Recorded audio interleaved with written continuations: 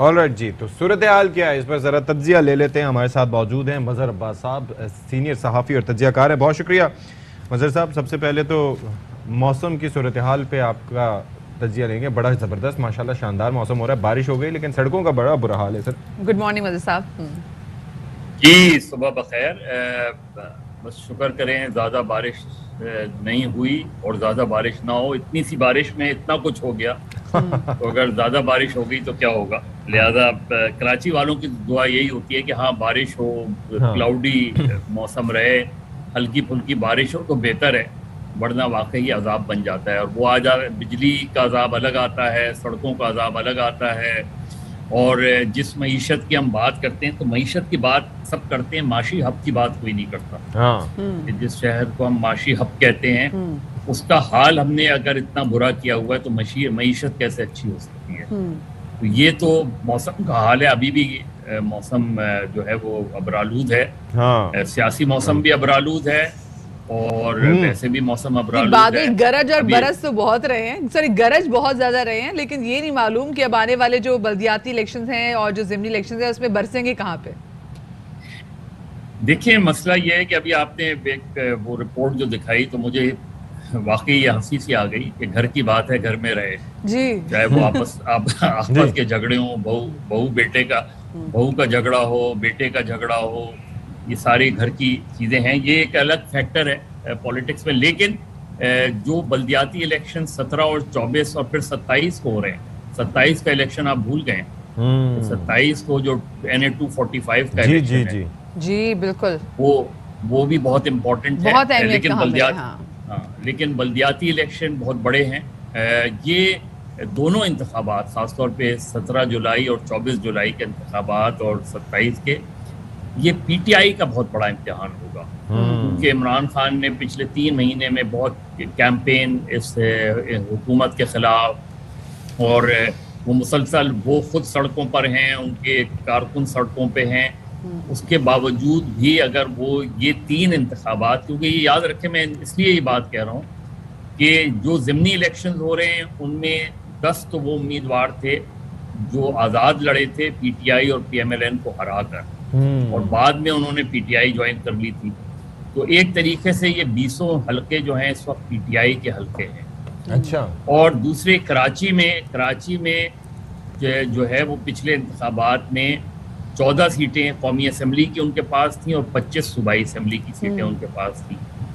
अब ये इलेक्शंस अगर इसमें PTI को खातिर खा कामयाबी नहीं मिलती तो PTI के लिए बहुत बड़ा झटका होगा। इसी के साथ ये क्या जो सीटें जीतेंगे, जो इलेक्शन जीतेंगे, ये इसलिए जीतेंगे कि दोबारा से इस्तीफे दे दें? ये भी तो एक जो सूरत हाल है ना। पंजाब में तो सूबाई असेंबली के लिए वहाँ तो पहले भी नहीं, अलग इलेक्शन। हाँ, ये अलग बात है कि अगर पंजाब में PTI इतनी नशिस्तें हासिल कर लेती है कि वो पंजाब शहबाज शरीफ की हुकूमत का तख्ता उलटने के लिए और अपनी हुकूमत बनाने के लिए तैयार होती है, तो फैसला क्या होगा? क्या फैसला ये होगा कि हुकूमत बनाई जाए, या फैसला ये होगा कि असेंबली फौरन डिसॉल्व कर दी जाए? और अगर पंजाब असेंबली आप डिसॉल्व करेंगे, खैबर पख्तूनख्वा की हुकूमत और खैबर पख्तूनख्वा की असेंबली डिसॉल्व करेंगे, सिंध की असेंबलियों से इस्तीफा देंगे, तो फिर एक बहुत बड़ा सियासी बहरान खड़ा होगा जो गालिबन नए इंतखाबात तक ले जा सकता है। लेकिन आपको लगता है ऐसा होगा? देखिए, अब यही इमरान खान साहब 2014 में भी इसीलिए कंफ्यूज रहे कि उन्होंने कौमी असेंबली से इस्तीफे दे दिए 2014 में, लेकिन उनकी खैबर पख्तूनख्वा की हुकूमत ने और उस वक्त परवेज खटक साहब ने इससे इनकार कर दिया था कि खैबर पख्तूनख्वा की हुकूमत ख़त्म नहीं की जाए। तो वहाँ ये कंफ्यूजन रहा, इसी वजह से अल्टीमेटली उन्हें वापस कौमी असेंबली में जाना पड़ा 2014 में। तो मेरा ख्याल है हम बहुत जल्दबाजी में फैसला करते हैं। जिस तरह मैं हमेशा से ये बात कहता हूँ कि मेरे नुक्ते नज़र से अदम एतमाद की तहरीक भी एक गलत फैसला था, और कौमी असेंबली से इमरान खान साहब का इस्तीफा देना भी एक गलत फैसला था सियासी तौर पे। अब जो सूरत हाल है कि अगर पंजाब में PMLN को सिर्फ 9 से 10 सीटें चाहिए अपनी हुकूमत बरकरार रखने के लिए, तो अगर वो ये 9-10 सीटें जीत जाते हैं ज़िमनी इलेक्शन में, तो एक तो उनकी हुकूमत सेफ हो जाएगी पंजाब में, और पंजाब की हुकूमत का जाना जो है वो मरकजी हुकूमत के जाने से जुड़ जाएगा। लेकिन अगर पंजाब में हुकूमत मुस्तहकम हो जाती है तो फिर अगले इंतखाबात गालिबन अगले साल ही तक होंगे। लेकिन इमरान खान के लिए चैलेंज ये है कि कराची के बल्दियाती इलेक्शन, क्योंकि पीटीआई का एक रिकॉर्ड रहा है, ट्रैक रिकॉर्ड रहा है कि पीटीआई बल्दियाती इलेक्शन में अब तक अच्छी कारकर्दगी का मुजाहरा नहीं कर सकी है। कैंटोनमेंट बोर्ड का इलेक्शन वो हार जाते हैं, बल्दियाती इलेक्शन उन्होंने पंजाब में कराया ही नहीं।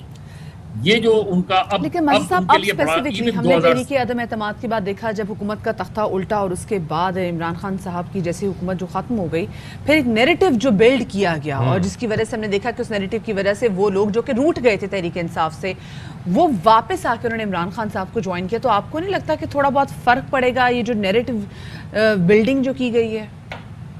देखिए, इलेक्शन जो है ना, इलेक्शन एक बड़ी मुख्तलिफ साइंस होता है। आप जलसे, जुलूस, मुजाहरे, लॉन्ग मार्च, ये सब अपनी जगह होती है, लेकिन इलेक्शंस की साइंस ये होती है कि आप, अब कल इमरान खान ये कह रहे थे कि ना मुझे हर पोलिंग स्टेशन पे 10 लोग चाहिए। अब ये वो चीजें हैं जो तंजीमी तौर पे की जाती हैं। जी जी। पीटीआई का एक बड़ा मसला तंजीमी रहा है हमेशा से। और अब देखें, पिछला जो इलेक्शन था पंजाब में, उसमें उनके पास 3 बड़े ऐसे किरदार थे जिन्होंने इलेक्शन मैनूवरिंग वगैरह में बड़ा अहम किरदार किया, जिनमें जहांगीर तरीन, अलीम खान, चौधरी सरवर। अब ये तीनों अफराद नहीं हैं।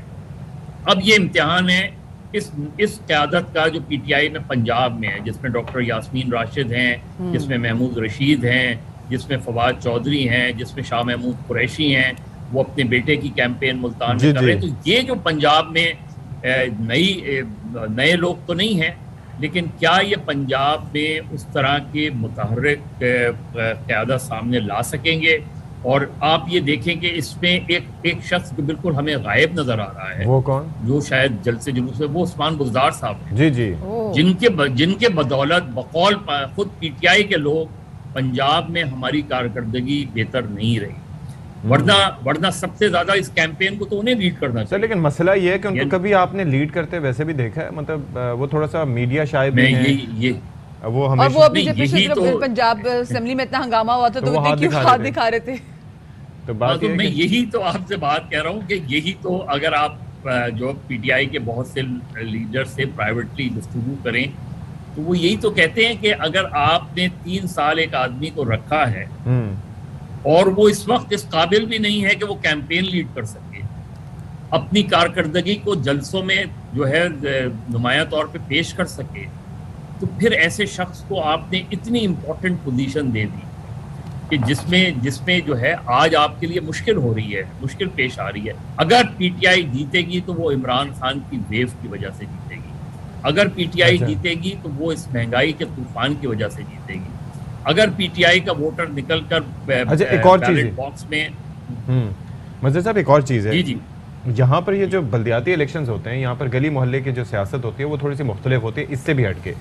मतलब जाहिर है कि अगर मरकज़ में उनकी हमदर्दियाँ हो सकता है PMLN, पीपल्स पार्टी या तहरीक इंसाफ के साथ भी हो, लेकिन वो यहाँ पर देखते हैं कि गली मोहल्ले में उनके मसाइल कौन हल कर सकता है। अगर वो कराची का जो इलेक्शन, मैं आपको बताऊँ, कराची का जो इलेक्शन है वो बड़ा मुख्तलिफ इलेक्शन है। कराची में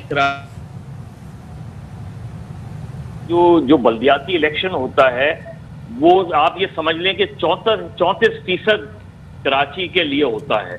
यानी जो मेयर की पावर होती है वो सिर्फ 34% कराची के लिए होती है। बाकी तो आप मुख्तलिफ कैंटोनमेंट बोर्ड, DHA, इनके अलग अलग वो होते हैं। लेकिन इलेक्शन इतनी इम्पोर्टेंट, इस वक्त जो कराची का इलेक्शन है वो बहुत इसमें आपको जो है हैरान कुन नताइज नजर आएंगे, इसलिए कि इतना ज्यादा स्प्लिट है। MQM की अपनी प्रॉब्लम्स चल रही हैं, पीपल्स पार्टी का अपना एक इशू है, प्लस एक नई सियासी कुव्वत जो हमने 2018 में उसको देखा वो तहरीक लब्बैक है। और तहरीक लब्बैक ने कराची में काफी, उनके जो लोग हैं उन्होंने काफी डीप रूटेड जाके काम किया है। जी बिल्कुल बिल्कुल। ये जो अभी आपने देखा था NA 240 में, हालांकि ये मेरे नुक्ता नजर से तो ये इलेक्शन दोबारा होना चाहिए था, क्योंकि जहां 8% वोट पड़ा है वो इलेक्शन दोबारा होना चाहिए। लेकिन NA 245 में PTI लड़ रही है, और PTI इसलिए लड़ रही है कौमी असेंबली का कि अगर वो जीत गए तो वो सीट रखेंगे, रिजाइन नहीं करेंगे। जिस तरह अभी खैबर पख्तूनख्वा में भी एक इलेक्शन उन्होंने जीता तो उनके जो MNA जीते हैं वो असेंबली नहीं जाते, बैठे हुए हैं, ओथ भी नहीं लिया उन्होंने जाके। लेकिन यहाँ जो होगा वो यही होगा कि तहरीक लब्बैक या तो बड़ी तादाद में वोट काटेगी। अब उसका फायदा किसको हो सकता है? एक तरफ पीटीआई है, एक तरफ तहरीक लब्बैक है, एक तरफ जमात इस्लामी है, पीपल्स पार्टी है और एमक्यूएम है और पाक सरजमीन पार्टी है। अब एमक्यूएम कोशिश कर रही है कि उनके कम से कम 2-3 जो ग्रुप्स हैं वो यकजा हो जाएं। जैसे हमने देखा फारूक सत्तार साहब के भी जो राब्ते हैं वो तेज हुए हैं खालिद मकबूल सिद्दीकी साहब से, और लग रहा है कि हो सकता है गो कि वो एज ए इंडिपेंडेंट कैंडिडेट खड़े हुए, बट यू नेवर नो। बहुत शुक्रिया जी, हमारे साथ मजहर अब्बास साहब मौजूद थे और हम बात कर रहे थे जरा कराची के ओवरऑल जो मुल्क की पॉलिटिकल डायनामिक्स है उस हवाले से। अहम तरीन खबरें अब एक क्लिक की दूरी पर, आपके पसंदीदा टॉक शोज हों या अहम मुल्की या गैर मुल्की शख्सियात की न्यूज कॉन्फ्रेंसेस, हर लम्हा बाखबर रहने के लिए सब्सक्राइब करें हमारा YouTube चैनल। मौसम की सूरत हाल हो या खेल के मैदान से खबरें, अपने मोबाइल फोन से मुल्की और बैनुल अक़वामी अहम खबरों तक रसाई के लिए डाउनलोड कीजिए मोबाइल ऐप।